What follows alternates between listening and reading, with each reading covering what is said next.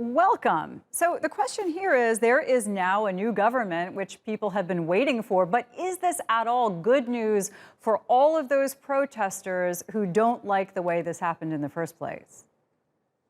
Well, I think it must be good news because Tunisia, as you rightly said, for the last 11 weeks or so, did not have a government, and Kais Saied, the current president, has been seen as the new dictator. And as long as Tunisia did not have a government, all eyes are pointed towards Saied, and he's been accused of trying to accumulate as much power as possible. He has been under immense pressure nationally and internationally also to form a government. This is a new government, like you said in your introduction, and obviously it has so much to do. Time is not on its hands, nor it is on the side of the president. And Said still has a lot of power. I understand that he also reduced the role of the new prime minister, right?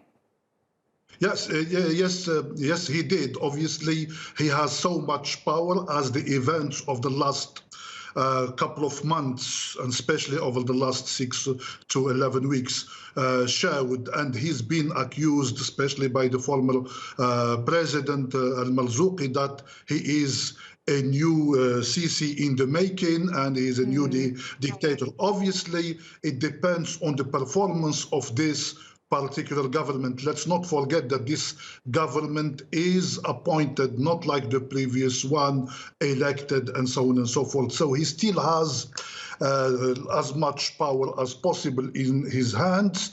Obviously, the people's view of him will depend on the performance of this particular government, between brackets, his own performance in tackling the socio-economic problems that Tunisia has been facing. So let's go back to how this all started. When the president sacked the prime minister, basically sacked the entire government, are there not legal challenges within the highest court in Tunisia to challenge how this was done?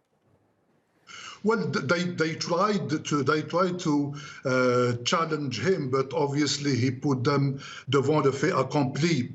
Obviously, he enjoys so much support until now within the average Tunisian citizen. There has been debate whether what he did was constitutional or not. Some accused him of starting a coup d'etat. Others, and he himself is a professor of constitutional law, said that what he did, he acted within the provisions of the Tunisian government. Obviously, nobody could do anything constitutionally speaking and legally speaking. He used one particular argument is, if I remember correctly, Article 68 of the Tunisian constitution, which grants him the right to act to defend and safeguard Tunisia's interests, and that's what he based his action upon. And obviously, he used the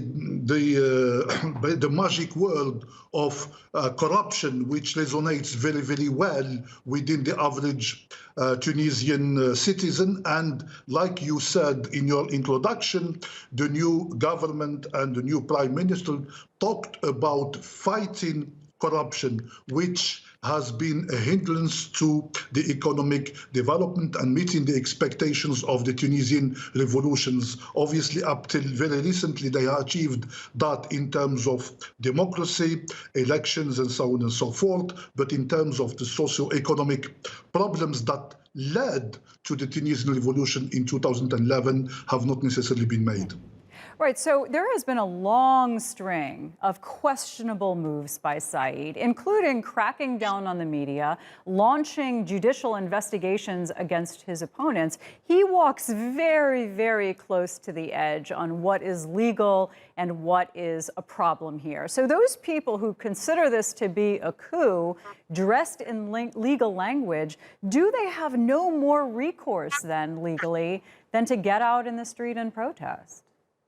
Obviously, going to the streets and protests is a way to raise the awareness that what he did was unacceptable. They have not been, there hasn't been any successful judicial case to channel him, and they hope that over the last 3 weeks, those demonstrations will be kind of a snowball, gathering momentum and getting a lot of support, which they have been achieving. Some political parties that supported Kais Saied at the beginning, and some of his close friends detached themselves from him.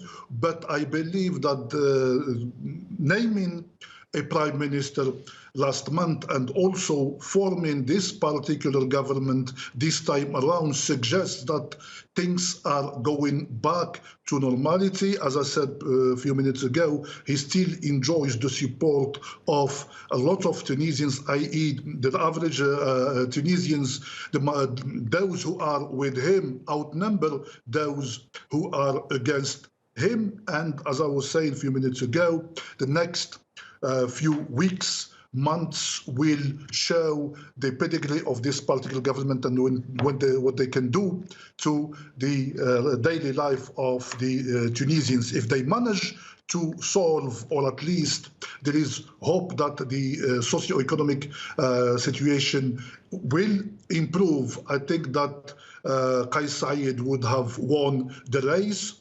If this particular government does not deliver, then we go back to square one, and Kais Saied will, in my opinion, gradually lose the credibility he has in the eyes of so many Tunisians.